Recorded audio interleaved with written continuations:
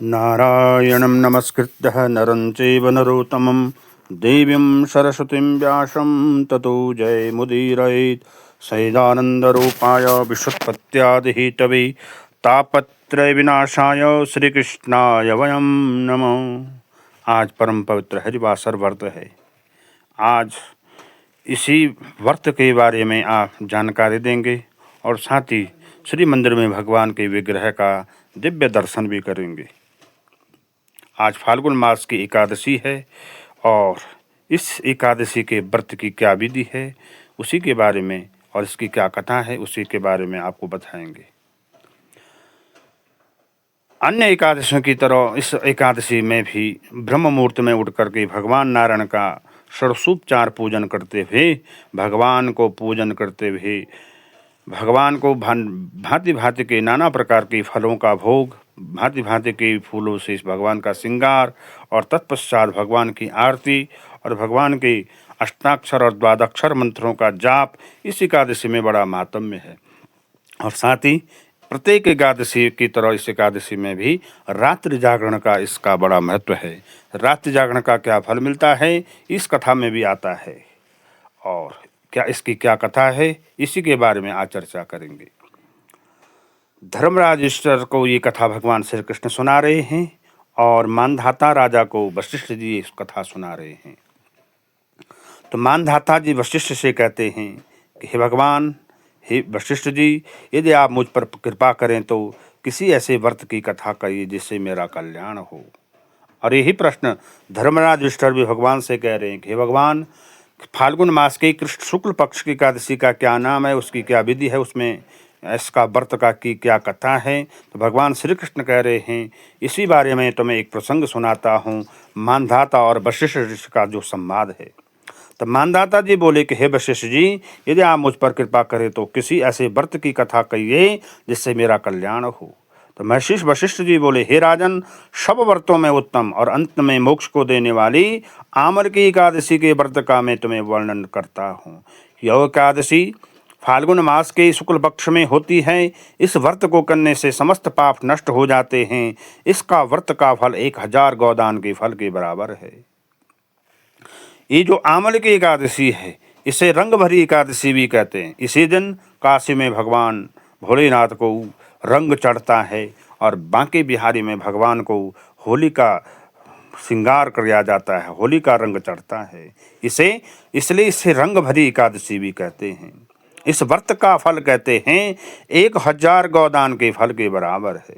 अब मैं इस आपसे एक पौराणिक कथा कहता हूँ, आप ध्यानपूर्वक सुनिए।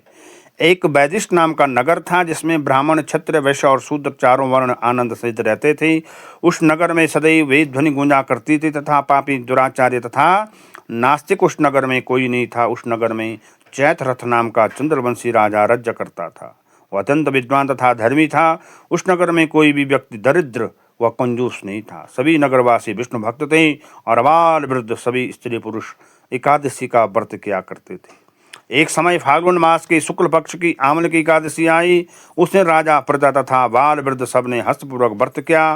राजा अपनी प्रजा के साथ मंदिर में जाकर के पूर्ण कुंभ कलश स्थापित करके धूप, दीप, नैवेद्य, पंचरत्न आदि से धात्री, जिसे आंवला कहते हैं, आज आंवला की पूजा, आंवले का को चढ़ाना, आंवले का दान करना और आंवले का ही भगवान सेवन करना बड़ा शुभ माना जाता। किसी को दान करना, जो व्रती है वो आंवला न खाए लेकिन इसका दान करे।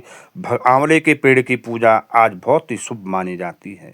और इस प्रकार स्तुति करने बैठ गए, हे धात्री, तुम ब्रह्म स्वरूप हो, तुम ब्रह्मा जी द्वारा उत्पन्न हो और समस्त पापों का नाश करने वाले हो। तुमको नमस्कार है। अब तुम मेरा अर्घ्य स्वीकार करो।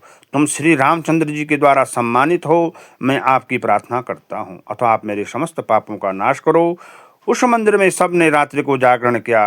रात के समय वहाँ एक बहेलिया आया जो अत्यंत पापी और दुराचारी था।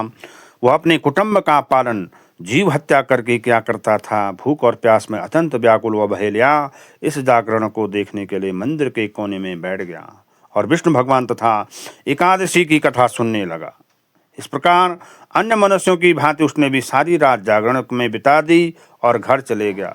घर जा कर के उसने भोजन किया। कुछ समय बीतने पर उसकी मृत्यु हो गई। मगर आमलिकी एकादशी का व्रत और भगवान विष्णु की एकादशी की कथा, विष्णु भगवान का नाम का सुमिरन, जागरण से उसने राजा विदुरथ के घर में जन्म लिया। उसका नाम वसुरथ रखा गया। युवा होने पर चतुरंगनी सेना के साथ था। धन धान्य से युक्त होकर के 10,000 ग्रामों का वो पालन करने लगा। वह तेज में सूर्य के समान, कांत में चंद्रमा के समान, वीरता में भगवान विष्णु के समान और क्षमा में पृथ्वी के समान था। वह अत्यंत धार्मिक, सत्यवादी और कर्मवीर और विष्णु भगवान का भक्त था। वह प्रजा का समान भाव से पालन करता था। दान देने में उसका नित्य कर्तव्य था। एक दिन राजा शिकार खेलने के लिए गया।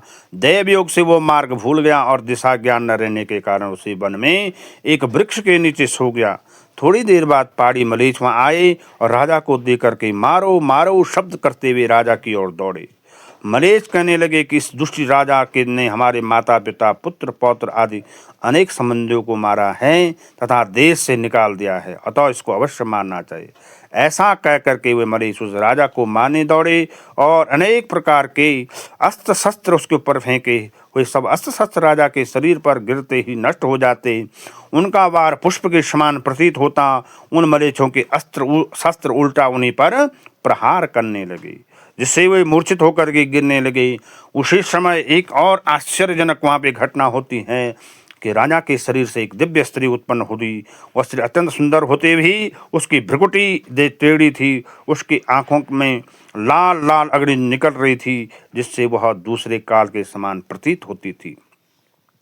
वह स्त्री मलेच्छों को मारने के लिए दौड़ी और थोड़ी ही देर उसने सब मलेच्छों को काल के गाल में पहुंचा दिया। जब राजा ने सोकर उठा तो उसने मलेच्छों को मरावा दे करके कहा, इन शत्रुओं को किसने मारा है? इस वन में मेरा कौन हितैषी है? ऐसा कह करके विचार कर रहा था। आकाशवाणी हुई, हे राजा, इस संसार में विष्णु भगवान के अतिरिक्त कौन तुम्हारी सहायता कर सकता है? इस आकाशवाणी को सुनकर राजा अपने राज्य में आ गया और सुखपूर्वक राज्य करने लगा।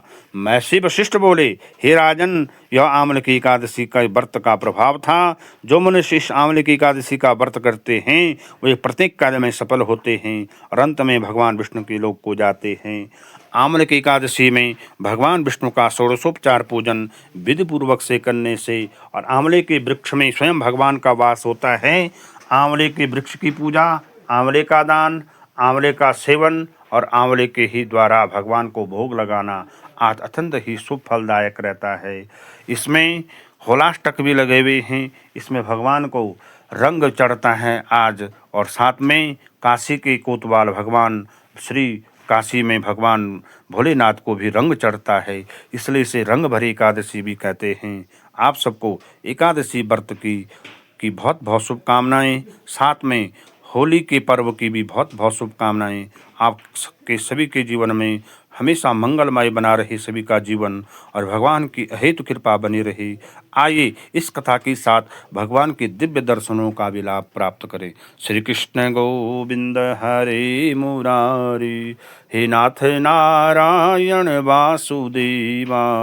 जय जय श्री राधे, जय जय श्री राधे।